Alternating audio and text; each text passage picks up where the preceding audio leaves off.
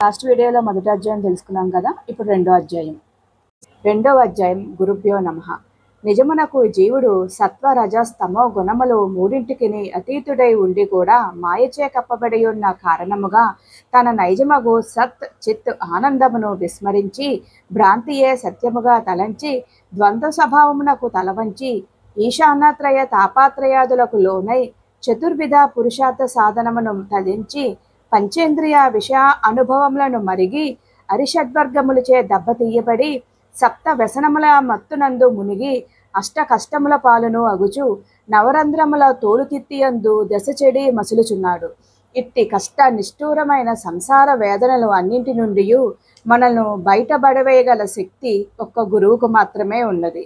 విముక్తిని కోరు వారికి గురుచరణమును ఆశ్రయించుట కంటే వేరు మార్గము లేదు అనున్నది ప్రాజ్ఞులు అందరూ అంగీకరించిన సత్యము. గు అనగా చీకటి, రు అనగా తప్పించినది అనగా అజ్ఞానమును చీకటి నుండి తప్పించువారే గురువులు.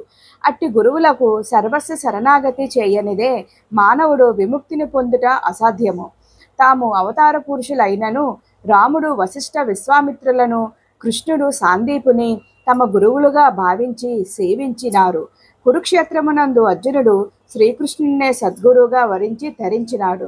శంకర భగవత్పాదులు గోవింద గురువులను కొలుచుట, రాఘవేంద్రులు సుధీంద్రులను శుశ్రూషించుట, వివేకానందులు రామకృష్ణ పరమహంసకు శిష్యుడు అగుట, ఇవన్నీ గురువు యొక్క గొప్పతనమును ఆవశ్యకతను చాటి చెప్పుతూనే ఉన్నవి. గురువు లేని విద్య కూడిరాదు అని నానుడి మనం మెరిగినదే కదా. ఎవరికి వారే చదువుకుని పరీక్షలయందు ఉత్తీర్ణులగుటకు ఆధ్యాత్మిక మార్గము లౌకిక విద్య కాదు కదా. కావున ఈ జీవుడు ఇహపరములను సాధించవలన అన్నచో సద్గురువును ఆశ్రయించుట ఒక్కటే శరణ్యము. అట్లా ఆశ్రయించిన శిష్యులను సన్మార్గమున నడిపించి తమ నైజములోనికి తరించువారే సద్గురువులు.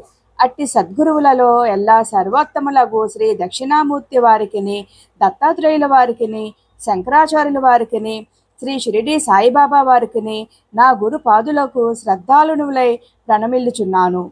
ఓం శ్రీ సాయినాథాయ నమః. ఈ వీడియోతో రెండో అధ్యాయం పూర్తయినది. నెక్స్ట్ వీడియోలో మూడో అధ్యాయం గురించి తెలుసుకుందాం. లైక్ చేసి మన ఛానల్ని ఫాలో అవ్వండి.